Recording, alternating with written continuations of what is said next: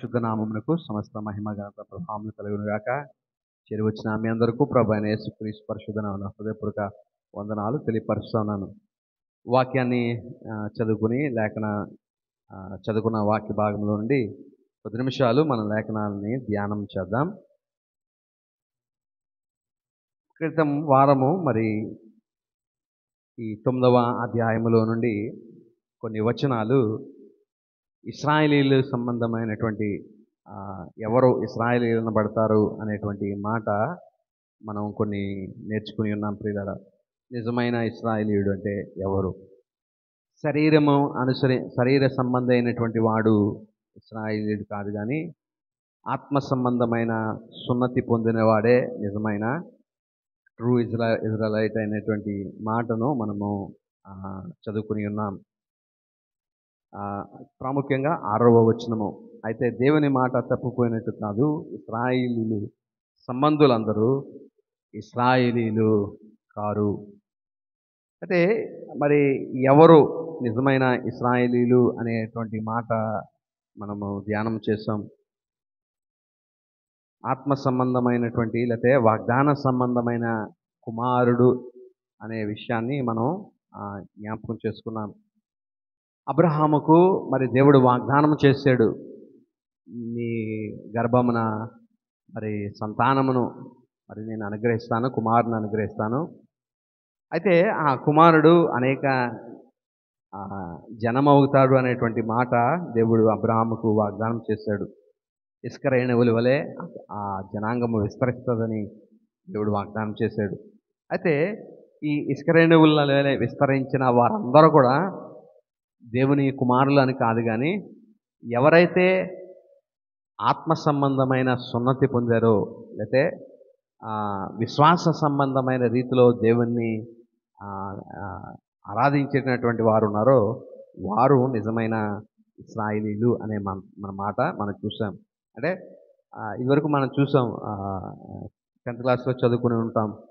సమితులు అనే మాట మనం చదువుకున్నప్పుడు ఒక సెట్లో మరొక చిన్న సెట్, సమితిలో ఒక గుండ్రని ఉంటే అందులో ఒక చిన్న సమూహము సబ్సెట్ అంటాం. అలాగా ఈ ఇశ్రాయేలీలందరిలో శరీర సంబంధమైన సున్నతి పొందిన మాత్రాన వారు నిజమైన ఇశ్రాయేలీలు కాదు, కానీ ఆ ఇశ్రాయేలీల్లో ఎవరైతే విశ్వాస సంబంధమైన అయితే హృదయ సంబంధమైన సున్నతి పొందిన వారు ఉంటారో వారు నిజమైన ఇశ్రాయేలీలు అనే మాటను మనము జ్ఞాపకం చూడగలుగుతూ ఉన్నాం పిల్లలు. అయితే కొంచెం విషయాలు ఈ దినాన్న దేవుని సహాయంతో మనం నేర్చుకోవడానికి సిద్ధపడదాం ప్రియుల. అబ్రహాము సంతానమైనంత మాత్రం చేత అందరూ పిల్లలు కారు, కానీ ఇస్సాకు వలనైనది నీ సంతానము అనబడును. ప్రియులరా, అబ్రహాముకు ఆ సంతానము ఉన్నట్లుగా మనం చూస్తూ ఉన్నాం. అంటే ఇస్సాకు కాకుండా ఇస్సాకు కన్నా ముందు హాగర్ ద్వారా అబ్రహాముకు సంతానం కలిగింది. అతని పేరు ఇస్మాయిల్. అయితే ఈ ఇస్మాయిల్ని దేవుడు ఎన్నుకోలేదు, లేదా ఇస్మాయిల్ని దేవుడు కోరుకోలేదు. వాగ్దాన పూరితమైనటువంటిది అనేటువంటి మాటను మనం చూస్తూ ఉన్నాం. 8వ వచనం 2వ భాగంలో మనం చూస్తాం, వాగ్దాన సంబంధమైన పిల్లలు సంతానముగా ఎంచబడతారు. అంటే ఇప్పుడు సంతానంగా అబ్రహాము సంతానంగా ఎవరు ఎంచబడతారంటే వాగ్దానం ద్వారా పుట్టిన కుమారుడు ఎవరంటే ఇస్సాకు. అయితే ఇస్సాకు ద్వారా వచ్చినటువంటి సంతానము వాగ్దానము ద్వారా వచ్చినటువంటి ఈ సంతానమే అతనికి నిజమైన సంతానము అని మనం చూస్తూ ఉన్నాం. ఇంకా కొంచెం మాట వాగ్దానము ఏంటి అని మనం చదివితే 9వ వచనంలో రాయబడుతుంది, మీదిటికి ఈ సమయము నాకు వచ్చేదను, అప్పుడు శారాకు కుమారుడు కలుగును. అయితే దేవుడు అబ్రహామును దర్శించాడు. మధ్యాహ్నం వేళ దేవుడు అబ్రహామును దర్శించి అబ్రహాము వారికి వచ్చినటువంటి ఆ 3 వ్యక్తులకు నమస్కారం చేసి వారికి ఆతిథ్యం ఇచ్చిన తర్వాత వారు అబ్రహామును దీవించారు. శారాతో ఈ మాట చెప్తా ఉన్నారు ఏంటంటే, మీదటికి ఈ సమయమునకు మరలా వచ్చేదనప్పుడు శారాకు కుమారుడు కలుగుతాడు అని. అలాగే వాగ్దానం ఇచ్చినట్లుగా ఆ వాగ్దానాన్ని దేవుడు నెరవేర్చాడు. మరి ఆ శారాకు ఇస్సాకును మరి ఆ, కుమారుడిగా అనుగ్రహించినట్లుగా మనం చూస్తా ఉన్నాం. అయితే ఇస్సాకుకు మరి మనం చూసినట్లయితే రెబకా భార్యగా చేయబడడం, ఆ ఇస్సాకు రెబకాలకు ఇద్దరు అదే కవలలో పుట్టడం మనం చూస్తా ఉన్నాం. ఆ కవల పిల్లల గురించి ఆమె దేవుని ఎదుట ఆ, ఆ, మొరపెట్టినటువంటి పరిస్థితులు మనం చూస్తా ఉన్నాం. ఆ మొర్రను దేవుడు ఆలకించి ఆమెకు ఒక జవాబును అనుగ్రహించాడు. ఏంటంటే, నీ గర్భములో మరి 2 జనములు ఉన్నాయి అనేటువంటి మాట దేవుడు వారికి తెలియపరచడం మనం చూస్తా ఉన్నాం. ఆ 2 జనములు ఎవరంటే, ఒకటి ఇశ్రాయేలీలు, రెండవది ఎదోమీయులు. ఎదోము అనేటువంటి మాటకు ఇస్సాకు యాషావుకు మరొక అర్థం ఏంటంటే, లేకపోతే మరొక పేరు ఏంటంటే ఎదోము. ఎదోమీయులు అనేటువంటి వారు యాషావు సంతానంగా మనం చూడగలుగుతూ ఉన్నాం. యాకోబు యొక్క పేరును దేవుడు మార్చిన తర్వాత అతడు ఇశ్రాయేలీయుడు అయ్యాడు. ఇశ్రాయేల్ అని పిలువబడుతూ ఉన్నాడు. తర్వాత ఈ మరొక జనాంగము యాషావు సంబంధమైనటువంటి జనాంగము ఎవరంటే ఎదోమీయులు అనే మాటను మనం చూస్తూ ఉన్నాం ప్రియులారా. అయితే ఇక్కడ మనం ఈ 2 వ్యక్తుల్లో మరి ఏది దేవుడు లేకపోతే ఎవరిని కోరుకున్నాడు అనేటువంటి విషయానికి వస్తే, కింద 13వ వచనంలో ఈ మాటను మనం చదువుతాము. యాకోబును ప్రేమించితిని, యాషావును ద్వేషించితిని అని రాయబడి ఉన్నది అనే మాటను మనం చదువుతా ఉన్నాం. రాయబడి ఉన్నది అని అంటే దాని అర్థం ఏంటంటే, బైబిల్ గ్రంథంలోనే ముందు పుస్తకాల్లో ఎక్కడో దీనికోసం రాయబడింది అనే విషయాన్ని మనం జ్ఞాపకం చేసుకోవాలి ప్రియులారా. అయితే ఎక్కడ ఇది రాయబడి ఉన్నది అనేది మనం చూడగలిగితే, మలాకీ గ్రంథంలో ఉండి ఈ మాటను మనం చదవగలుగుతాం. మలాకీ పాత నిబంధనలో మరి ఆఖరి పుస్తకంలో మలాకీలో మరి 1వ అధ్యాయము 2-3 వచనాలు మనం చదివినట్లయితే, యెహోవా సెలవిచ్చినదేమనగా, నేను మీ ఎడల ప్రేమ చూపించుచున్నాను.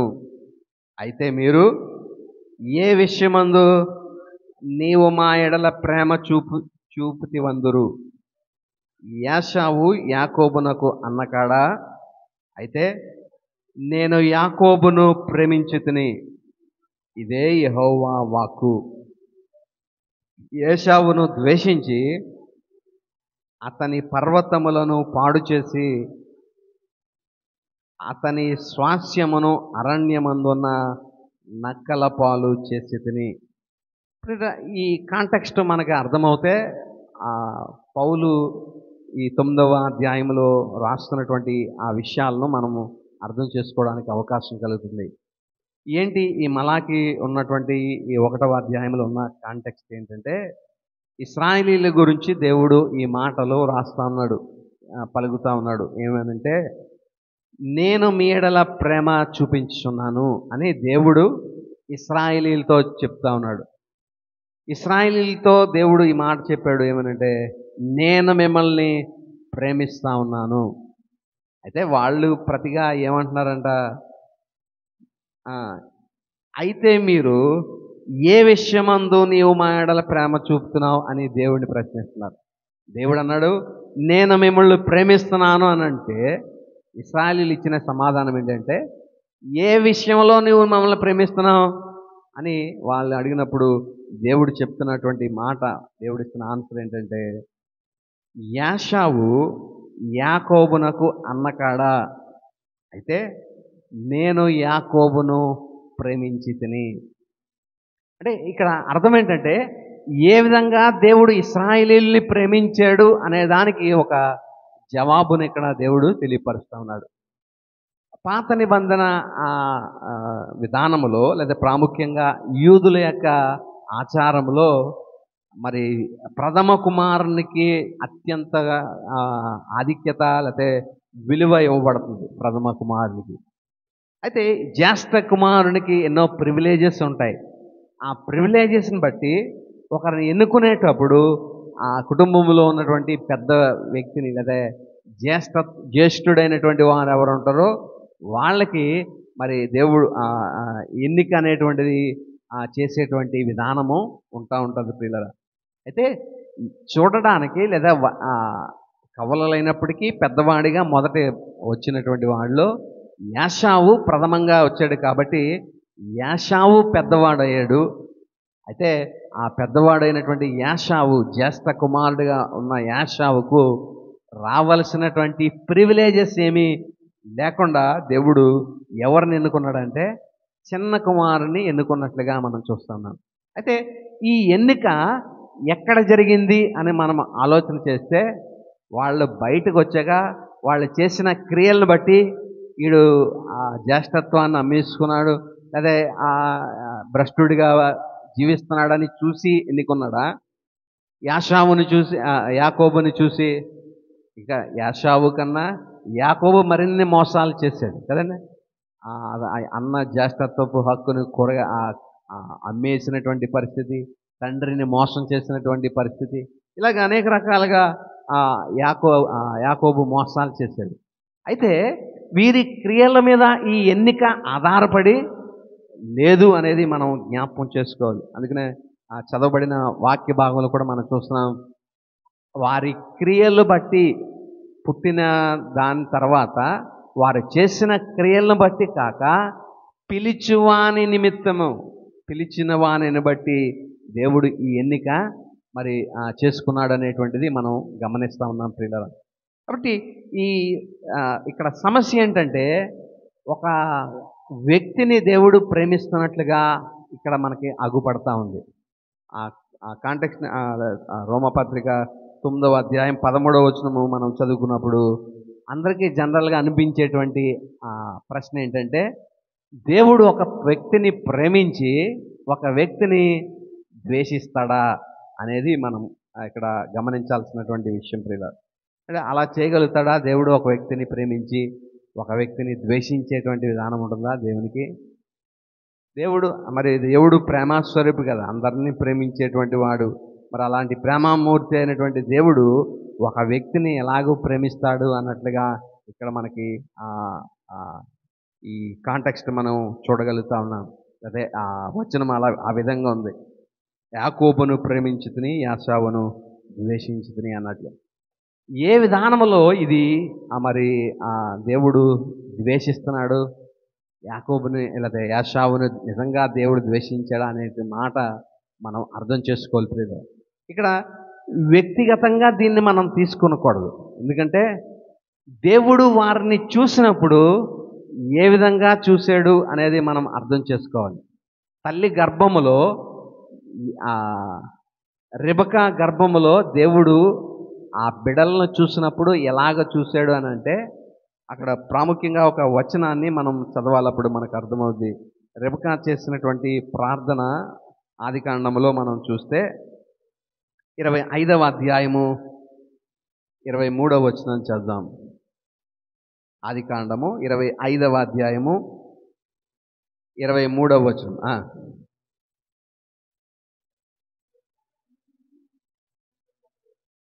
25, 23 వచనం.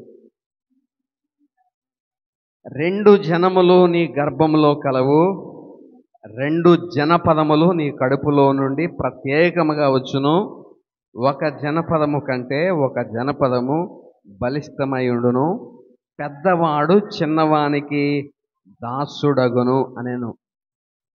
ఇది దేనికి దేవుడు ఈ మాట చెప్పాడంటే 22వ వచనంలో ఆమె గర్భములో శిశువులు ఒకరితోనొకడు పెనుగులాడెను గనుక ఆమె ఎలాగైతే నేను బ్రతుకుట ఎందుకని అనుకుని ఈ విషయమై యెహోవాకు మొరపెట్టింది, అడిగింది. ఆమె గర్భములో ఉన్నటువంటి పిల్లలు ఒకరినొకరు అక్కడి నుంచే గర్భములో నుంచే పెనుగులాడుతూ ఉన్నారంట. అంటే ఒక విచిత్రమైన విషయం ఇక్కడ మనం చూస్తూ ఉన్నాం. అల్ట్రాసౌండ్ లేనప్పుడే, స్కానింగ్ లేనప్పుడే దేవుడు రెబెకాను దేవుడు స్కాన్ చేసి నీకు ఒక కవల పిల్లలు పుడతారమ్మా అని లింగంతో సహా చెప్పాడు. 2 మగ పిల్లలు పుడతారని. అల్ట్రాసౌండ్ స్కానింగ్ లేని దినాల్లోనే దేవునికి మరుగైంది ఏదీ లేదు అనేది మనము అర్థం చేసుకోవాలి ప్రియులరా. అయితే ఆమె మొరకు దేవుడు ఆలకించి ఆమెకి జరగబోయేటువంటి చిత్రాన్ని దేవుడు ఆమెకు ముందు పెట్టాడు. ఏంటంటే, నీ గర్భంలో ఉన్నది 2 వ్యక్తులు కాదు, 2 జనములు అనే మాట వాడబడుతుంది. ఆ కింద మాట జనపదములు అనే మాటకి ఇంగ్లీష్ బైబిల్లో మనం చూసినప్పుడు పీపుల్ అనే మాట ఉంది. అంటే బహువచనం కాదు. అంటే యాకోబులో బహువచనము, యాషావులో కూడా బహువచనంగా పీపుల్ అంటే జనముల గుంపు అనే మాట అర్థం ఇచ్చేటట్లుగా అక్కడ ఉంది. అంటే ఆమె గర్భంలో 2 జాతుల వ్యక్తులు ఉన్నారు, 2 నేషన్స్ ఆమె గర్భములో ఉన్నది అనేటట్లుగా దేవుడు ఆమెకి చెప్పాడు. 2 వ్యక్తులు నీలో ఉన్నారని దేవుడు ఆమెతో మాట్లాడతలేదు. ఆ గర్భములో జరుగుతున్నటువంటి ఆ సంఘటన చూసి దేవుడు నీ 2 జనములు నీ గర్భములో కలవు. 2 జనములు, 2 వ్యక్తులు అని కాదు, 2 జనములు. ఇప్పుడు ఈ 2 జనముల గురించి దేవుడు మాట్లాడినప్పుడు, ఆ రోమాపత్రికలో మనం మాట్లాడినప్పుడు యాకోబు అనే మాట వచ్చినప్పుడు, ఇప్పుడు దేవుని దృష్టిలో ఏంటంటే, ఇక్కడ యాకోబు దృష్టిలో ఒక జనము. ఆ జనము ఎవరంటే ఇశ్రాయేలు యొక్క జనము. రెండవది, యాషావును గురించి ద్వేషించితిని అనే మాటకు వచ్చేసరికి యాషావు ప్లేస్లో ఎవరు ఉన్నారంటే ఒక జనం ఉంది. ఆ జనం ఎవరంటే ఎదోమీయులు. అంటే దేవుడు ఒక జనాంగాన్ని చూస్ చేసుకున్నాడు, ఒక జనాంగాన్ని దేవుడు ప్రత్యేకించుకున్నాడు. ఎందుకు అని అంటే, ఒక నిర్దిష్టమైనటువంటి ప్రివిలేజ్ వారికి ఇవ్వడానికి. అది తాత్కాలికమైందే అయినప్పటికీ దేవుడు కొన్ని ప్రివిలేజెస్ వారికి ఇవ్వడానికి. ఏంటి ఆ ప్రివిలేజెస్ అంటే, మనం ముందు ఇదే అధ్యాయంలో ముందు చదువుకున్నాం. ఏమిటంటే 4-5 వచనాల్లో మనం చూస్తున్నాం. ఇశ్రాయేలీలకి దేవుడు ఇచ్చినటువంటి ప్రివిలేజెస్ మనం చూస్తే, దత్తపుత్రాత్వము, మహిమయు, నిబంధనములు, ధర్మశాస్త్ర సంబంధమైన ఆచారములు, వాగ్దానములు, ఇవన్నీ. తర్వాత ఇంకా లాస్ట్లో శరీరం బట్టి చూస్తే క్రీస్తు ఇశ్రాయేలీల ఆ గోత్రములో, ఆ జనాంగములో పుట్టేటట్లుగా ఆ ప్రివిలేజెస్ ఎవరికి ఇచ్చాడంటే దేవుడు ఇశ్రాయేలీలకి ఇచ్చాడు. 2 జనాంగముల్లో ఒక జనాంగమును ఈ ప్రివిలేజెస్ అన్నీ ఏమంటాం ఎంజాయ్ చేయడానికి అవకాశం కల్పించాడు. దాన్ని బట్టే మనం అనుకోవచ్చు ఏమనంటే, అది దేవుడు దృష్టిలో ఇశ్రాయేలీని ఏం చేసినట్టు, ప్రేమించినట్లు. ద్వేషించడం అంటే, నువ్వు పో, ఇక్కడ నా దగ్గర కళ్ళు కనపడక నీకు అసలు ఆశీర్వాదమే లేవు, ఇగో శాపాలన్నీ అని ఆ దేవుడు అతన్ని తోసివేసినట్లు కాదు. కానీ ఏ అయితే ఈ ప్రివిలేజెస్ ఉన్నాయో, ధర్మశాస్త్రము, నిబంధన, వాగ్దానములు, శరీరమును బట్టి క్రీస్తు ఆ రేసులో, ఆ జనాంగములో జన్మించేటువంటి ఆధిక్యత, అది వీరి యొద్ద నుండి దేవుడు దూరం చేశాడు అనేది మనం జ్ఞాపకం చేసుకోవాలి. ద్వేషించడం అనంటే వాళ్ళ మీద కోపపడి, వాళ్ళు చేస్తున్న పనులకి అసహ్యపడి వాళ్ళని దూరం పెట్టడం కాదు. కానీ ఈ ప్రివిలేజెస్ వారికి దక్కకుండా వీరికి మాత్రమే సొంతం చేసినటువంటి పరిస్థితి. కాబట్టి ఈ విషయాన్ని మనం అర్థం చేసుకోవాలి. ద్వేషించడం అంటే ఏదో ఒక జనాంగాన్ని దేవుడు వాళ్ళంటే దేవుడికి ఇష్టం లేదని ద్వేషించేయడానికి కాదు. కానీ ఆ ప్రివిలేజెస్ వారి పొందకుండా ఇశ్రాయేలీలకు మాత్రమే ఆయన పరిమితం చేసినటువంటి పరిస్థితిని మనం జ్ఞాపకం చేసుకోవాలి ప్రియులారా. ఇంకా మనకి అర్థం అవ్వాలంటే ఒక విషయాన్ని మనం చదువుకోవాలి. ఏంటంటే, యాకోబు యొక్క జీవితాన్ని మనం చదివినప్పుడు, యాకోబు యొక్క జీవితంలో యాకోబుకు 2 భార్యలు ఉన్నట్లుగా మనం చూస్తూ ఉన్నాం. రాహేలు, తర్వాత లేయా. అంటే మొదటి లేయా కాబట్టి లేయా, రాహేలు అని మనం చెప్తాం. అయితే లేయా మరి ఆ, జబ్బు కళ్ళదిగా ఉన్నట్లుగా మనం చూస్తూ ఉన్నాం. తర్వాత రాహేలుకు చాలా కాలము పిల్లలు పుట్టలేనటువంటి పరిస్థితిని మనం చూస్తూ ఉన్నాం. అయితే ఆ, ఎవరిని యాకోబు ఎక్కువగా ప్రేమించాడు అనేది మనం ఆలోచన చేస్తే రాహేల్ని ఎక్కువగా ప్రేమించినట్లుగా మనం చూస్తున్నాం. ఈ ఆ కుమార్తెను లేదా ఐ మీన్ రెండవ రాహేల్ను ఎక్కువగా ప్రేమించడం చేత లేయా ఏమనుకుందంటే నా భర్త నన్ను ద్వేషించాడు అనేటువంటి మాట మరి ఆమె అండం మనం చూస్తూ ఉన్నాం పిల్లలు. చూడండి, ఆమె యొక్క ఆ, గర్భవతి అయి కుమారుని కన్న తర్వాత దేవుడు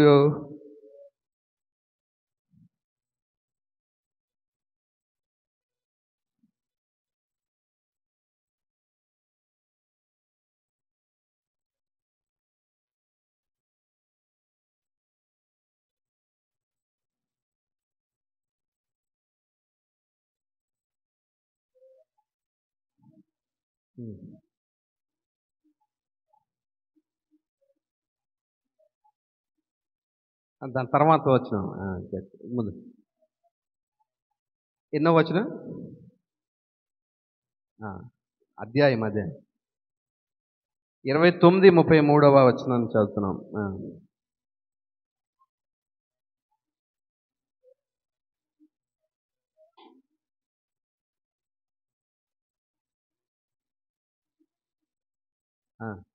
ఇక్కడ 33 వచనంలో ఈ మాటను మనం చదువుతున్నాం. యెహోవా ఐ మీన్ ఆమె మరలా గర్భవతి అయి కుమారుని కని నేను ద్వేషింపబడితినన్న సంగతి యెహోవా విన్నాడు.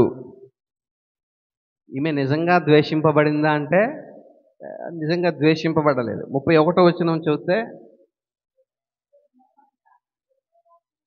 లేయా ద్వేషింపబడుట యెహోవా చూచి అనే ఈ మాటను మనం చదువుతున్నాం. ఇంకా ఒక మాటను మనం చదివితే 30వ వచనం యాకోబు రాహేలును కూడాను మరియు ఆమె లేయా కంటే రాహేలును, ఇక్కడ ఈ మాటను జాగ్రత్త పరిశీలిద్దాం. లేయా కంటే రాహేలును బహుగా ప్రేమించడం అంటే కొంచెం ఎక్కువగా ప్రేమించాడు. ఎవరిని? రాహేల్ని ఎక్కువగా ప్రేమించడం చేత అల్టిమేట్గా ఈ రెండవ వ్యక్తి ఎవరైతే ఉన్నారో లేయా ఏమనుకుంటుంది? ఆమెను ఎక్కువగా ప్రేమిస్తున్నాడు కాబట్టి నన్ను ద్వేషిస్తున్నాడు. వాస్తవానికి అక్కడ రాయబడిన మాటలో ఈమె కంటే కొంచెం ఎక్కువగా ప్రేమిస్తున్నాడు. ఈమె కంటే ఎక్కువగా ప్రేమించడం చేత ఈమె ఏమనుకుంటుంది? నేను ద్వేషింపబడుతున్నాను అనేటువంటి మాట. అంటే ఇక్కడ కంపారిజన్ చూడాలి మనం. ఒక వ్యక్తిని ప్రేమించడం వల్ల ఆటోమేటిక్గా ఇలా అంటాం కదా, ఒక సామెత ఉంటుంది, రాజుగారు పెద్ద కుమార్తె మంచిదంటే చిన్న కుమార్తె ఆటోమేటిక్గా చెడ్డది అనే ఇది వచ్చేస్తా. అంటే వాస్తవానికి ఏంటంటే ఈమె కంటే ఈమె మంచిది అన్న ఆ కంపారిజన్ మనం చేస్తున్నాం. కానీ వాస్తవానికి ఎలాగొస్తుంది చిత్రం అంటే ఈమె మంచిది కాబట్టి ఈమె చెడ్డది అన్నట్లు.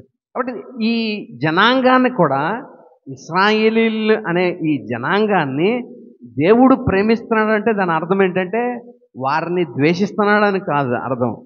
అంటే వీళ్ళకంటే దేవుడు వీరిని ఎక్కువగా ప్రేమించాడు. ఎందుకంటే వీరిలో నుండి క్రీస్తు ఉద్భవించడానికి వీళ్ళకి కొన్ని ప్రివిలేజెస్ ఇచ్చాడు. వాగ్దానం వారికి చేశాడు. తర్వాత ఆచార క్రమంలోని వారికి ఇచ్చాడు. ధర్మశాస్త్రాన్ని వారికి ఇచ్చాడు. నిబంధనలు వారికి ఇచ్చాడు. ఇవన్నీ ఇశ్రాయేలీలకు మాత్రమే పరిమితం చేశాడు. కాబట్టి దేవుడు వీరిని ప్రేమించినట్లుగా అయింది, వీరిని ద్వేషించినట్లుగా మనం ఇక్కడ చూడగలుగుతున్నాం. అంటే వాస్తవానికి దేవుడు వారిని ద్వేషించినట్లు కాదు ప్రియులారా. అంటే వీరికి మాత్రమే దాన్ని పరిమితం చేయడం వల్ల ఆ ప్రివిలేజెస్ ఏదైతే ఉన్నాయో 4-5 వచనాల్లో 9వ అధ్యాయం రోమాపత్రిక 4-5 వచనాల్లో ఉన్న ప్రివిలేజెస్ ఇశ్రాయేలీలకు మాత్రమే పరిమితం చేయడం వల్ల ఇశ్రాయేల్ని ప్రేమించినట్లుగా ఎదోమీయులను దేవుడు ద్వేషించినట్టుగా ఇక్కడ మనం చూడగలుగుతా ఉన్నాం. మలాకీ గ్రంథంలో అదే వ్రాయబడుతుంది. యాషావు యాకోబునకు అన్నకాడ ఎలాగ దేవుడు ఇశ్రాయేలీయుల్ని ప్రేమిస్తున్నాడు అనడానికి ఆధారము ఏంటి అని మనం ఆలోచన చేస్తే వాళ్ళు అడుగుతున్నారు, ఎలాగ నువ్వు చెప్తున్నావు మమ్మల్ని ప్రేమిస్తున్నావని, ఏ విషయంలో మమ్మల్ని ప్రేమించావు అని వాళ్ళు ప్రశ్నిస్తే దేవుడు జవాబు చేస్తున్నాడు. ఆ ఆచారాన్ని బట్టి లేదా కష్టాన్ని బట్టి, అప్పుడుకున్నటువంటి ఆ ట్రెడిషన్ బట్టి, కష్టంని బట్టి నేను యాషావుని ఎన్నుకోవాలి. పెద్ద కుమారుడు, జ్యేష్ఠ కుమారుడైన యాషావుని ఎన్నుకోవాలి. కానీ నేనేం చేశానంటే అన్నను కూడా కాదని నేను యాకోబును ప్రేమించాను అని ఇక్కడ వ్రాయబడతా ఉంది. యాషావును ద్వేషించి అతన్ని పర్వతముల మీద పాడు చేసి అతని స్వాస్యములను అరణ్యమందున్న నక్కల పాలు చేస్తును. ఇతడు అరణ్యములోనే ఎక్కువగా తిరుగుతున్నటువంటి పరిస్థితులు మనం చూస్తూ ఉన్నాం. అరణ్యములోనే తన జీవితాన్ని, లేకపోతే తన యొక్క డిసెండెంట్స్, సంతతి వారందరూ కూడా అరణ్యములో జీవించినటువంటి జీవితాలుగా వీరి జీవితాలు మనం చూస్తూ ఉన్నాం ప్రియుల. అయితే ఇక్కడ వాగ్దానం చేసినటువంటి ఈ వాగ్దానం నెరవేర్పు కూడా చాలా కాలానికి కానీ పూర్తి అవ్వలేదండి. ఏంటి ఆ వాగ్దానం అంటే, రెబెకాకు మరి ఆమె మొరపెట్టినప్పుడు దేవుడు ఆమెకి ఇచ్చినటువంటి ఆ జవాబుని మనం చూస్తాం కదా. పెద్దవాడు చిన్నవానికి దాసుడు అవుతాడు. వాస్తవానికి యాకోబు యాషావుల జీవితాల్లో యాకోబు ఎప్పుడు కూడా, లేదా యాషావు ఎప్పుడు కూడా యాకోబుకు దాసుడుగా ఉన్నటువంటి దాఖలాలు మనకు కనబడవు. ఎక్కడన్నా మనం చూసామా వారి జీవితాల్లో?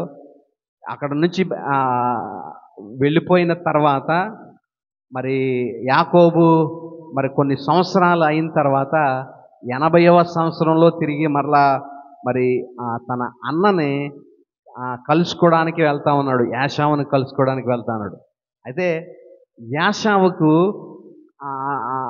ఏమంటాం, శాంతి చేయడానికి, ఎందుకంటే తండ్రి వద్ద నుండి ఏం కొట్టేశాడు, ఒకప్పుడేమో జ్యేష్ఠత్వపు హక్కు కొట్టేశాడు, తర్వాత రెండోసారి మరి రావాల్సిన ఆశీర్వాదములు, దీవెనలన్నీ కూడా అతడు మోసం చేసి సంపాదించుకున్నాడు.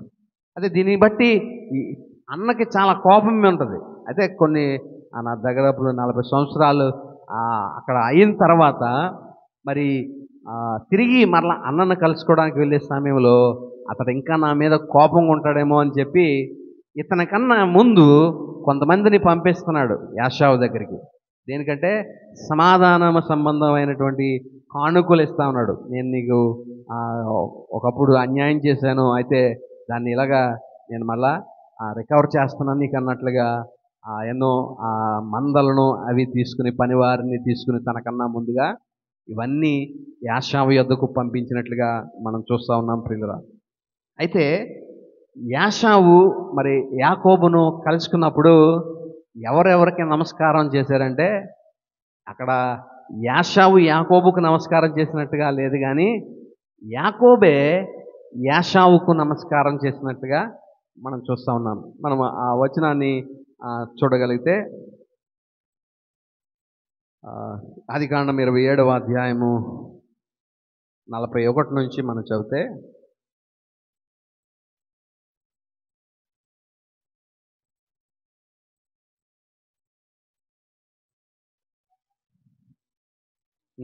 యాషావు అతని మీద పగబట్టెను, మరియు యాషావు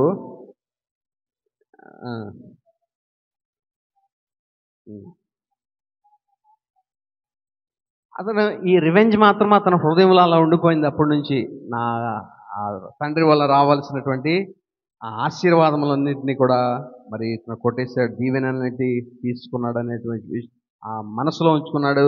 ఎలాగైనా సరే నా తమ్ముడిని యాకోబుని చంపేద్దామని అనుకున్నట్లుగా అనుకున్నాడు. అయితే మరి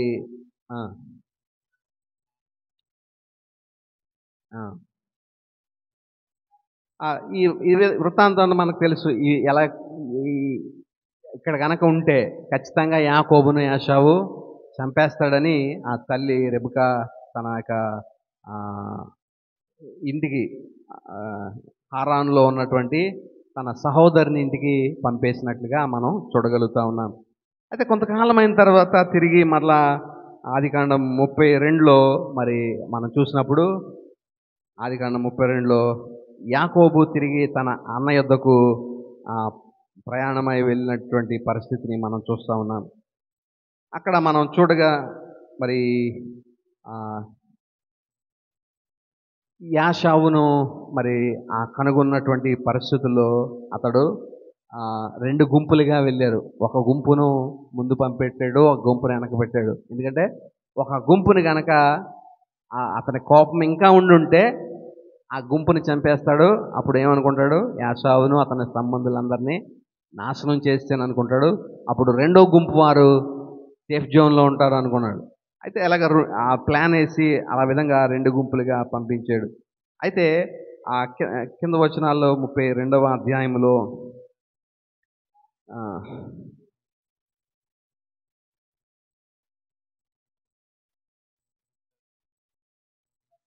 ఆ,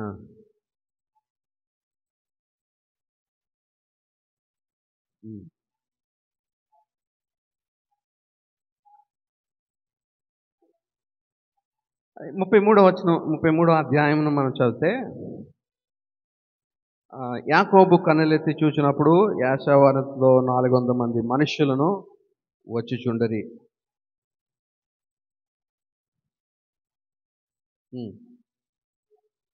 ఆ,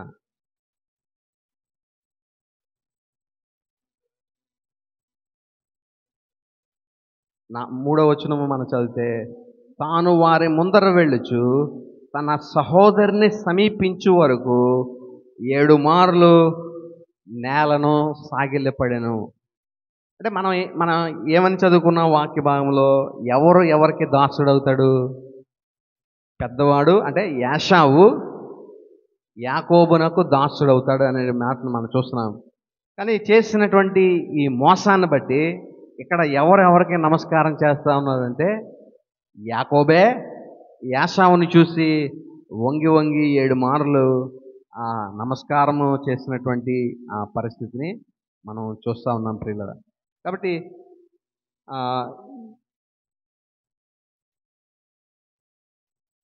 ఈ విషయాన్ని మనం పరిశీలన చేసినప్పుడు వీరి జీవిత కాలంలో ఈ వాగ్దానం నెరవేరలేదు, లేకపోతే ఈ ప్రవచనం నెరవేరలేదు. ఏ ప్రవచనం? పెద్దవాడు చిన్నవాడికి దాసుడవుతాడు అనేటువంటి ప్రవచనము వీరి జీవితాల్లో నెరవేరలేదు. యాకోబు యాషావు జీవితాల్లో నెరవేరలేదు. మరి ఎప్పుడు నెరవేరింది అనేది మనము గనక చూడగలిగితే కొంత చరిత్ర మనకి అధ్యయనం చేయాలి. ఏంటి ఆ చరిత్ర అంటే, ఇశ్రాయేల్ ప్రజలు దేవుడు ఐగుప్తులో నుండి వారిని తీసుకుని వచ్చిన తర్వాత ఎదోమీయుల గుండా వారు వెళ్ళవలసినటువంటి పరిస్థితి వచ్చింది. కనానును చేరడానికి ఎదోము గుండగా వారి ప్రజల గుండగా వారు లోపలికి వెళ్ళాలి. అయితే వీరు మోషే వారికి వర్తమానం పంపించాడు, మీ దేశం గుండా మేము వెళ్తాం, మీ ప్రాంతం గుండా మీ ప్రజల గుండా మేము వెళ్తాం. అయితే మేమెవరూ మీ వేటికి మేము ఏ హాని కానీ చేయము, ఏ విధమైనటువంటి అందులోది మేము తీసుకోను, సేఫ్గా మేము ఆ ప్రాంతం గుండా వెళ్ళిపోతానన్నప్పుడు ఈ ఎదోమీయులు వీరికి అడ్డం చెప్పారు. మా దేశం గుండా వెళ్ళడానికి, మా ప్రాంతం గుండా వెళ్ళడానికి వీల్లేదు అని వారిని ఆటంకపరిచినటువంటి పరిస్థితిని మనం చూస్తున్నాం. అప్పుడు దేవుడు మోషేకు ఒక వాగ్దానం కూడా చేశాడు. ఏంటి ఆ వాగ్దానం అంటే, ఖచ్చితంగా ఈ ఎదోమీయులను నేను జయించేటువంటి పరిస్థితిని తీసుకొస్తాను అనేటువంటి ఆ ప్రవచనం సంఖ్యాకాండంలో 24వ అధ్యాయం 16వ వచనంలో దేవుడు చేసి ఉన్నాడు పిల్లలు. చూడండి ఒకసారి చేద్దాం. సంఖ్యాకాండము 24వ అధ్యాయము 16వ వచనాన్ని చేద్దాం.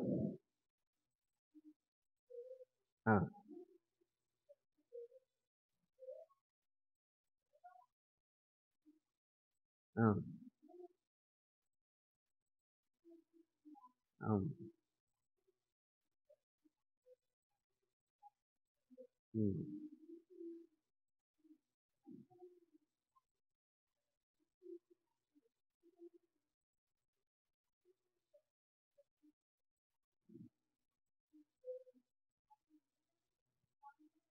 18వ వచనం చూద్దాం. ఎదోమును సేయూరును ఇశ్రాయేలునకు శత్రువులు, వారు స్వాధీనపరుచుకుందురు, ఇశ్రాయేలు పరాక్రమవంతులగుదురు. అంటే ఇక్కడ దేవుడు వాగ్దానం చేశాడు. ఇక్కడికి ఏంటంటే, మీ ప్రస్తుతానికి ఈ శేయరు వారు లేదా ఎదోమీయులు మిమ్మల్ని వెళ్ళడానికి ఆటంకపరిచారు. అయినప్పటికీ మీరు వారిని ఆ, ముట్టడి వేసి వారి మీద మరి జయము ఉండేటువంటి పరిస్థితి వస్తుంది. వారిని స్వాధీనపరుచుకుంటారు. ఇశ్రాయేలీలు పరాక్రమవంతులు అవుతారు అనేటువంటి వాగ్దానము దేవుడు వారికి చేసినట్లుగా మనం చూస్తూ ఉన్నాం. అయితే ఆ ఆ వాగ్దానం కూడా గడిచింది. ఆ ఆదికాండంలో ఇచ్చినటువంటి ఆ ప్రవచనము పెద్దవాడు చిన్నవాడికి దాసుడు అవుతాడని వారి దినాల్లో జరగలేదు. మోషే దినాల్లో కూడా ఇది జరగలేదు. అప్పటికి కూడా ఎదోమీయులు ఇశ్రాయేలీల్ని ఇబ్బంది పెట్టడానికే చూశారు. వారి ప్రాంతం గుండా వెళ్ళడానికి ఆటంకపరిచారు. అయితే ఎక్కడ ఇది జరిగింది అని మనం ఆలోచన చేస్తే దావీదు దినాల్లో మరి ఇది జరిగినట్లుగా మనం చూస్తూ ఉన్నాం. ఎదోమీయులను ఇశ్రాయేలీలు మరి జయించడం అనేటువంటి విషయాన్ని ఇక్కడ మనం చూడగలుగుతాం. 2వ సమూయేలు గ్రంథములో 8వ అధ్యాయము 14వ వచనాన్ని మనం చదివినప్పుడు 2వ సమూయేలు గ్రంథము 8వ అధ్యాయము 14వ వచనం. ఎదోము దేశమందు అతడు దండు ఉంచెను. ఎదోమీయులు దావీదునకు దాసులు కాగా ఎదోము దేశమంతటా అతడు కావలి దండు ఉంచెను, కాపాడుచున్నాడు. ఇక్కడ చూస్తే ప్రియులరా, ఎదోమీయులు దావీదునకు దాసులు కాగా, ఇప్పుడు దాసులు అయినటువంటి మాట ఇక్కడ రాయబడతా ఉంది. ఎక్కడ ఇచ్చినటువంటి ప్రవచనం అది? రెబెకాకి ఇచ్చినటువంటి ప్రవచనం ఆదికాండంలో మనం చూస్తూ ఉన్నాం. ఆదికాండంలో 25వ అధ్యాయం 23వ వచనంలో 2 జనములు నీ గర్భములు ఉన్నాయి, పెద్దవాడు చిన్నవాడికి దాసుడవుతాడని. వారి జీవితాల్లో ఇది జరగలేదు. యాకోబు యాషావులు జీవితాల్లో జరగలేదు. ఇశ్రాయేలీల్లో ఆ మోషే నాయకత్వంలో ఇది జరగలేదు. కానీ దావీదు జీవితంలోకి వచ్చేసరికి దావీదు ఎదోమీయులను మరి జయించినటువంటి పరిస్థితిని మనం చూస్తున్నాం. అప్పుడు దావీదునకు దాసులుగా ఎదోమీయులు ఉన్నారు. దేశమందంతటా దావీదు పనివారిని కావలి ఉంచినటువంటి పరిస్థితిని, ఆ సైన్యాన్ని కావలి ఉంచినటువంటి పరిస్థితిని మనం చూస్తున్నాం. అప్పుడు ఆ ఎదోమీయులు ఇశ్రాయేలీలకు దాసులైనటువంటి మాటను మనం చూస్తున్నాం. కాబట్టి పిల్లలు, దేవుడిచ్చిన ప్రతి వాగ్దానము లేదా ప్రతి ప్రవచనం కూడా అది నెరవేరుతుంది. దేవుని మాట నిరర్ధకము కాదు అనేది విషయాన్ని మనం చూడాలి. అందుకనే ఈ మాట ఆ విధంగా ప్రారంభింపబడింది. ఏమనే మాట చూస్తే రోమీయులకు రాబడిన పత్రిక 9వ అధ్యాయంలో ఈ మాటను మనం చదువుతా ఉన్నాం. 6వ వచనం నుండి ఈ మాట మనం చదివితే 6వ వచనం 9:6. అయితే దేవుని మాట తప్పిపోయినట్టు కాదు, అది అనేక పర్యాయములు వాస్తవం అవుతా వస్తూ ఉంది. ఏంటంటే దేవుడు ఎప్పుడు మాట ఇచ్చినా ఆయన మాట తప్పేవాడు కాదు. ఒక జనాంగము గురించి జనాంగముల గురించి దేవుడు ఈ మాట మాట్లాడాడు. నేను యాకోబును ప్రేమించాను, యాషావును ద్వేషించాను అనే మాటల అర్థం ఏంటంటే, వ్యక్తులుగా దీన్ని మనం తీసుకునకూడదు. వ్యక్తులుగా తీసుకుంటే ప్రాబ్లం ఏంటంటే, ఒక వ్యక్తిని దేవుడు ఎక్కువగా ప్రేమిస్తున్నాడు, ఒక వ్యక్తిని ద్వేషిస్తున్నాడు అనే అర్థాన్ని వస్తుంది. జనాంగములుగా వీరిని తీసుకోవాలి. ఒక జనాంగాన్ని ప్రేమించాడు. ప్రేమించడం అంటే వీళ్ళని ద్వేషించినట్టు అని కాదు. దాని అర్థం ఏంటంటే, వీరి ఎడల దేవుడు ఒక సంకల్పాన్ని కలిగాడు. ఏంటి ఆ సంకల్పం అంటే, తన కుమారుడైన క్రీస్తును వీరి గుండా, వీరి జీనియాలజీలో లేకపోతే వీరి యొక్క లైన్లో తీసుకురావడం కొరకు దేవుడు ఒక జనాంగాన్ని, ఇశ్రాయేలును దేవుడు ఎన్నుకున్నాడు. వారికే ఈ ప్రివిలేజెస్ అన్నీ కూడా ఇచ్చాడు. ప్రియులారా, ఏంటి ఆ ప్రివిలేజెస్ అంటే, నిబంధనలు ఇచ్చాడు, దేవుని మహిమ ఇచ్చాడు, దత్తపుత్రాంతములు ఇచ్చాడు, అర్చనాచారాలు, వాగ్దానములు, ఇవన్నీ కూడా క్రీస్తు శరీరానుసారంగా ఆ శరీరమును బట్టి వీరి జీనియాలజీలో పుట్టేటట్లుగా అట్టి ఆధిక్యత ఇశ్రాయేలు ప్రజలకు ఇచ్చినట్లుగా మనం చూస్తూ ఉన్నాం. అయితే ఇన్ని ఆధిక్యతలున్న ఇశ్రాయేలు ప్రజలు వాటిని ఏమన్నా సొంతం చేసుకున్నారా? వాటిని ఏమన్నా సద్వినియోగపరుచుకున్నారా అంటే అది కూడా కాదు. ఎందుకు ఈ మాట మనం చెప్పగలుగుతున్నామంటే, 9వ వచనము మొదటి వచనమే దానికి జవాబిస్తూ ఉంది. ఏంటంటే, ఇన్ని ప్రివిలేజెస్ ఉన్నా వాళ్ళు వాటిని సద్వినియోగపరచుకోలేదని అపోస్తలుడైన పౌలు ఏం చేస్తున్నాడంటే, నాకు బహు దుఃఖమును నా హృదయములో మానని వేదన కలదు. ఎందుకు ఇంతటికి దుఃఖము, ఇంతటి వేదన అంటే, ఇశ్రాయేల్ ప్రజలు ఇన్ని ప్రివిలేజెస్ దేవుడు వారికి ఇచ్చినప్పటికీ కూడా తన ప్రియకుమారుని అయిన క్రీస్తును వారి జీనియాలజీలో పెట్టి అన్నీ ఇచ్చినా సరే వారు దేవుణ్ణి అనుసరించడానికి, దేవునికి విధేయత చూపించే విషయంలో వారు తప్పిపోయినట్టుగా మనం చూస్తూ ఉన్నాం. కాబట్టి వారు శరీరపరంగా ఇశ్రాయేలీలు అయ్యారే కానీ ఆధ్యాత్మికంగా లేకపోతే ఆత్మీయ సున్నతి పొందినటువంటి వారుగా వీరు లేనటువంటి పరిస్థితిని మనం చూస్తున్నాం. అందుకనే ఇశ్రాయేలీల సంబంధులందరూ కూడా దేవుడు నేను ఇచ్చిన వాగ్దానంలో ఇశ్రాయేల్ అందరూ ప్రవేశించరు, కానీ మరి ఎవరు ప్రవేశిస్తారంటే వాగ్దాన సంబంధమైంది, విశ్వాస సంబంధమైంది ఏముందో అదే మరి ఇశ్రాయేలీలు అనబడతారనేటువంటి విషయాన్ని మనం చూస్తూ ఉన్నాం ప్రియ. అయితే ఇక్కడ ఒక చిన్న విషయాన్ని మనం అర్థం చేసుకోవాలి. ఎందుకు దేవుడు ఇశ్రాయేలీల ఎడల ఇంత స్వేచ్ఛనిచ్చి లేకపోతే ఇంత ప్రివిలేజెస్ ఇచ్చి వారిని ఈ విధంగా మరి ఎన్నో అడ్వాంటేజ్ వారు కల్పించినప్పటికీ కూడా వారిలో ఈ విధమైనటువంటి మార్పు తీసుకురాలేకపోయినడానికి మరి ఒక ఏంటి ఈ విషయం అని మనము అర్థం చేసుకున్నట్లయితే 11వ అధ్యాయంలో ఇశ్రాయేలీల యొక్క భవిష్యత్తును మనకి కనపడుతూ ఉంది. ఇప్పుడు మనం అనుకోవచ్చు ఏంటంటే, ఇప్పటికీ కూడా ఇశ్రాయేలీలు ఎవరో క్రీస్తుని అంగీకరించరు. ఆయన క్రీస్తు దేవుని కుమారుడిగా వచ్చి చనిపోయాడు అంటే వారెవరు కూడా నమ్మరు. దేవునికి కుమారుడు ఏంటి అంటారు అంతే. అంటే దేవుడికి కుమారుడు ఉండడు, దేవుడు ఒకడే అనేటువంటిది త్రిత్వాన్ని వారు నమ్మరు.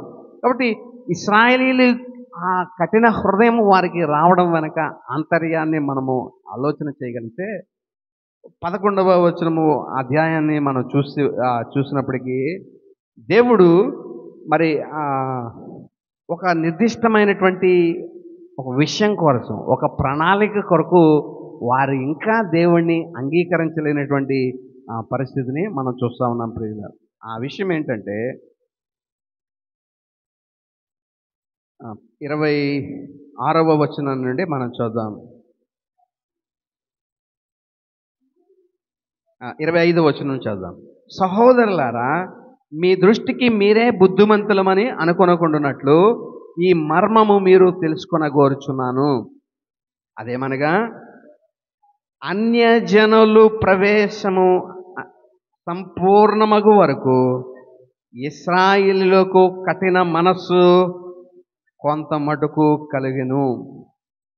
అంటే ఇశ్రాయేలీలు క్రీస్తును అంగీకరించకుండా వారికి కఠినమైన మనస్సు ఎందుకు కలిగింది?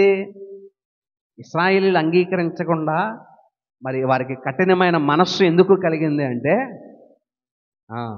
అన్యజనులు మనమందరం ప్రవేశించడానికి ఈ స్పాన్లో ఏదైతే ఇశ్రాయేలీలు కఠినమైనటువంటి మనస్సు కలిగినటువంటి ఈ దినాల్లోనే ఈ అన్యజనులైనటువంటి వారు ఏం చేస్తారంటే ఇశ్రాయేలీలు క్రీస్తులోనికి వస్తారనేటువంటి మాటను మనం జ్ఞాపకం చేసుకోవాలి. అన్యజనుల ప్రవేశము సంపూర్ణం. ఎక్కడికి ప్రవేశం? అన్యజనులందరూ క్రీస్తుని విశ్వసించి ఆయనలోనికి రావడానికి ఇది ఒక అవకాశంగా దేవుడు తీసుకున్నాడు. అంతవరకు ఇశ్రాయేలీలకి ఏం కలుగుతుంది? కఠినమైన మనస్సు కలుగుతానే ఉంది. ఎప్పుడైతే అన్యజనులందరూ దేవుడు నిర్దేశించి దేవుడు ఏర్పరచుకున్న వారందరూ కూడా ఆయన్ని విశ్వసించి ఆయనలోనికి వచ్చారో, సంపూర్ణమైందో, అప్పుడు దేవుడు ఇప్పుడు ఏం చేస్తాడంటే అప్పుడు వారి యొక్క కఠినత్వాన్ని దేవుడు తీసివేస్తాడు. అప్పుడు క్రీస్తును వారు ఏం చేస్తారంటే ఇశ్రాయేలీలు అంగీకరిస్తారు. ఆ కింద వచ్చిన కూడా మనం చూద్దాం. కొంత మట్టుకు ఆ కఠినత్వం ఉంటుంది. అయితే అన్యజనులు రావడం సంపూర్ణమైన తర్వాత ఈ కఠినత్వం పోతుంది. చూద్దాం. వారు ప్రవేశించినప్పుడు ఆ, వారు ప్రవేశించినప్పుడు, ఎవరు ప్రవేశిస్తే కొంతసేపు మటుకు కఠినత్వం ఉంది ఇశ్రాయేలీల్లో. ఎప్పుడైతే ఆ కఠినత్వం పోయిందో వారు కూడా క్రీస్తుని అంగీకరిస్తారు.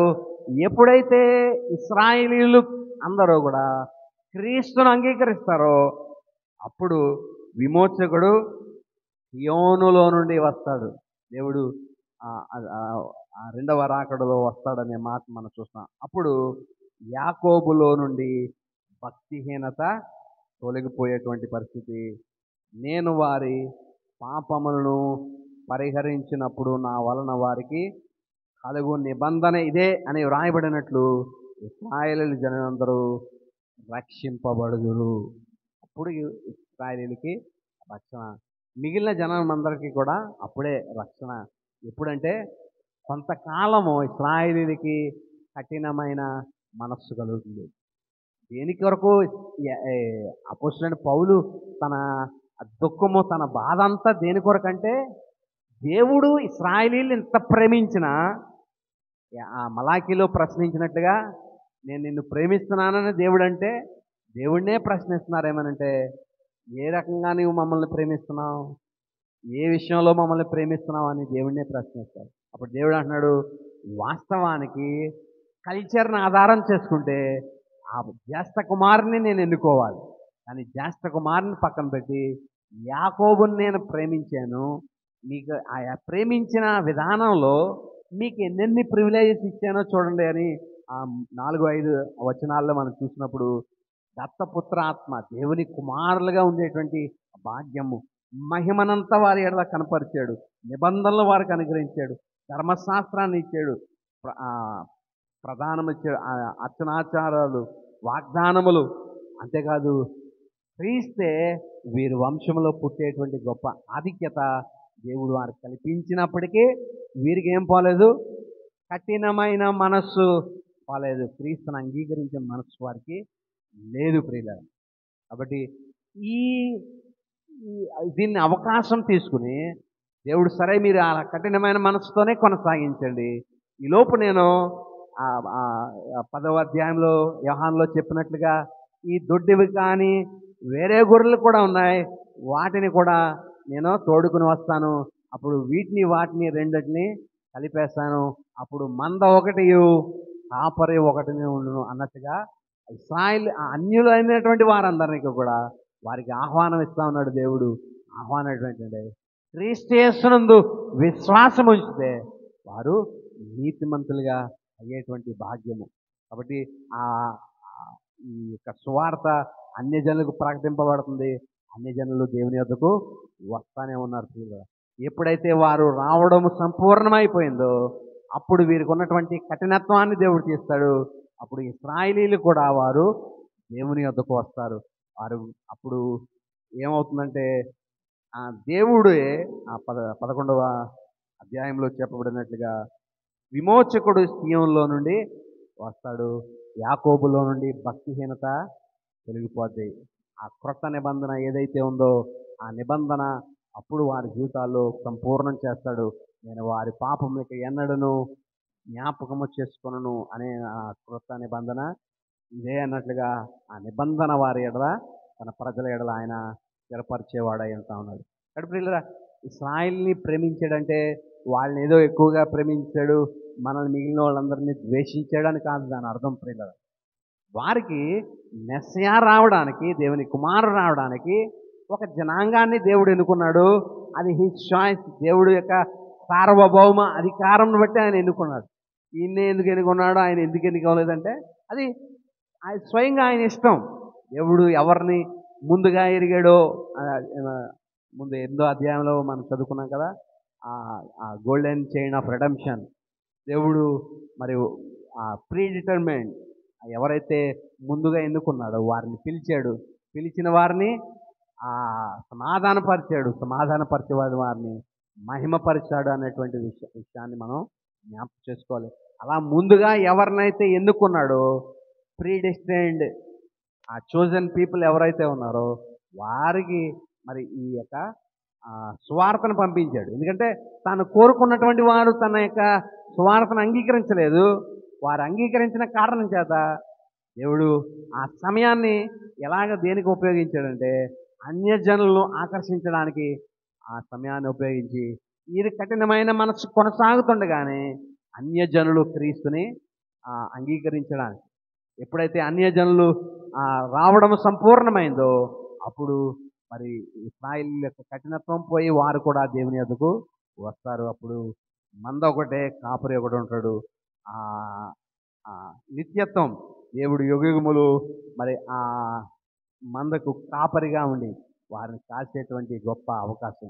కాబట్టి ప్రియులారా, మనకి కూడా ఇది ఒక ప్రివిలేజ్గా మనం తీసుకోవాలి. ఏంటి ఆ ప్రివిలేజ్ అంటే, ఇశ్రాయేలీయులకి అర్చనాచారాలు ఐ మీన్ ఆచారాలు లేకపోతే ధర్మశాస్త్రము నిబంధన మహిమ అవన్నీ ఎలాగ ప్రివిలేజ్ ఇచ్చాడో మనకి ఇప్పటి కాలంలో ఏంటి ఆ ప్రివిలేజ్ అంటే కృప. ఆ గొప్ప ప్రివిలేజ్ కృప అనుగ్రహించుతా ఉన్నాడు. ఈ కృపను నిరర్ధకం చేసుకొనకుండా కృపా కాలంలోనే మనం క్రీస్తు యొద్దకు మనం సమీపించాలి. ఇశ్రాయేలుకు ఉన్న ప్రివిలేజ్ వారిని ఎంత గొప్ప ప్రివిలేజెస్ని వారిని దుర్వినియోగపరుచుకున్నప్పుడు అపోస్తలుడైన పౌలుకి ఎంత బాధ కలుగుతుంది. వారి విషయంలో మానని వేదన చింతన కలుగుతుంది. సాధ్యమైతే నేను తప్పిపోయి కూడా వారు అంగీకరింపబడాలని నేను కోరుకున్నానని గొప్ప మాటను చెప్తాను. అంటే అంత గొప్ప బ్లెస్సింగ్ని వారు కాదనుకుంటున్నారు అని అతడు అంత బాధపడుతున్నాడు. ఇప్పుడు కూడా మనకి కూడా అలాంటి బ్లెస్సింగే దేవుడు ఇస్తున్నాడు.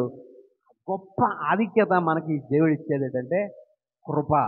అది నీవు ఎంత నిష్ఠాగరిష్టంగా నువ్వు చేసినా సరే ఈ దేవుని ఎదుట నీతి అనేది నువ్వు సంపాదించలేవు. క్రియల మూలమైన నీతి నీకు అసలు నీవు సంపాదించలేవు. ఇంత గొప్ప నీతి నీకు ఎలా కలుగుతుంది? ఏమీ అవసరం లేదు. క్రీస్తు సొంత రక్షకుని నీవు అంగీకరించడం, ఆయనందు విశ్వసించి ఆయన నన్ను రక్షించగలడు అని నువ్వు ఆయన నమ్మగలిగితే దేవుడు ఉచితంగా నిన్ను క్రియలు లేకుండానే నిన్ను నీతిమంతుడిగా చేసేటువంటి వాడు. క్రియల మూలంగా కాక విశ్వాసం మూలంగా దేవుడు ఆ నీతిని ఇస్తున్నాడు. ఇది గొప్ప భాగ్యము. ఇది కృప. దేవుడు నీకు నాకు అనుగ్రహిస్తున్న గొప్ప ప్రివిలేజ్. ఈ ప్రివిలేజ్ని ఇశ్రాయేలీయులు ఎలా అయితే నిన్ను దుర్వినియోగపరుచుకున్నారో ప్రస్తుత కాలంలో కృపను కూడా చాలామంది దుర్వినియోగపరుస్తున్నారు. దేవుడు కృప చూపిస్తున్నప్పటికీ ఆయన విశ్వసించడానికి అనేక మంది ఇంకా వెనకాడుతూ ఉన్నారు. అలా ఉండదు ప్రియులారా. దేవుడిచ్చే ఆ కృపను సద్వినియోగపరుచుకుందాం. క్రీస్తు యేసునందు పరిపూర్ణమైన విశ్వాసంతో ఆయన కొరకు జీవించడానికి మన హృదయాలను దేవునికి అర్పించుకుందాం. ప్రార్థన చేసుకుందాం. అట్లా చేయడానికి దేవుడు తన కృపను సహాయం మనకు అనుగ్రహించునుగాక. ఆమేన్. చిన్న ప్రార్థన. కృపా కనిగురుగల మా ప్రియ పరలోక తండ్రి, కొద్ది నిమిషాలు మీ వాక్యాన్ని ధ్యానించడానికి మీరు ఇచ్చిన కృప కొరకు స్తోత్రాలు చెల్లిస్తున్నాం. నిజమే, ఇశ్రాయేలును మీరు ప్రేమించిన విధానం వెనక మరి మీ ప్రణాళిక, మీ ఉద్దేశము మరి నా తండ్రి, మీరు అనాది కాలంలోనే వారి జీవితాలను మీరు ఎలా ఎన్నుకున్నారు అనేటువంటి విషయాన్ని మరి మేము వాక్యం ద్వారా మేము కొన్ని విషయాలను నేర్చుకుని ఉన్నాం. వెంటబడిన వాక్యం మా వినికిడిలో ఫలింపచేయండి. వాక్యానుసారంగా మేము జీవించడానికి సహాయం చేయండి. ప్రాముఖ్యంగా మీరు మాకు ఇచ్చిన గొప్ప ప్రివిలేజ్ కృప కొరకు మీకు స్తోత్రాలు.